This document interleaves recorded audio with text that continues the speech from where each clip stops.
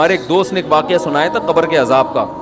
مجھے یقین نہیں تھا. میں نے کہا ایسا نہ ہو ان کے دماغ میں تخیل ہو. تو میں نے اس کی تصدیق کروائی اس علاقے میں, اس گاؤں میں, اور لوگوں کو کال کر کے پوچھی ایسا ہوا. انہوں نے کہا ہاں ایسا ہوا ہے. تو پھر مجھے یقین آیا. وہ قبر بار بار نا اس کو نکال کے باہر پھینک دیتی تھی, بندے کو ڈالتے تھے قبر میں. اس نے بہت سے علماء شہید کروائے تھے نالائق نے.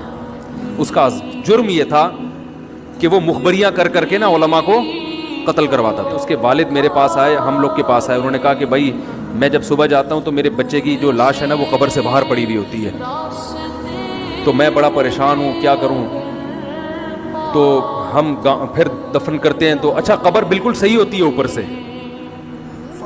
اور وہ بندہ باہر ہوتا ہے, وہ دوبارہ بند ہو جاتی ہے قبر.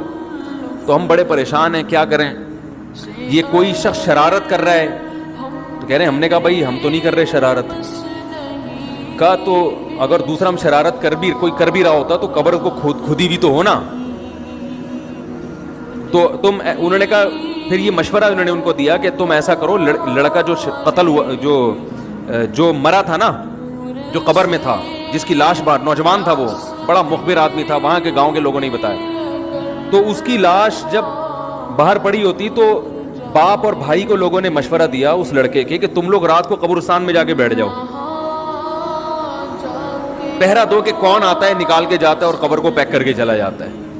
تو وہ صاحب مجھے بتا رہے تھے کہ اگلے دن وہ چیختے ہوئے آئے ہیں, چیختے ہوئے, باپ اور بھائی جو ہے نا. کہہ رہے ہم نے رات کو منظر دیکھا کہ پہلے ہمیں رات جب اندھیرا ہوا ہے نا تو قبر کے اندر سے چیخنے کی آواز آئی, اور ہمارے سامنے قبر کھلی ہے تو ہم نے اس لڑکے کو دیکھا کہ آگ جل رہی ہے اس کی لاش پہ, اور وہ ایسے ایسے اپنے سر کو پیٹ رہا ہے. کہہ رہے ہم تو خوف کی وجہ سے بے ہوش ہو گئے, ہمیں نہیں پتا اس کے بعد کیا ہوا. ہوش میں آیا تو وہ لاش باہر پڑی.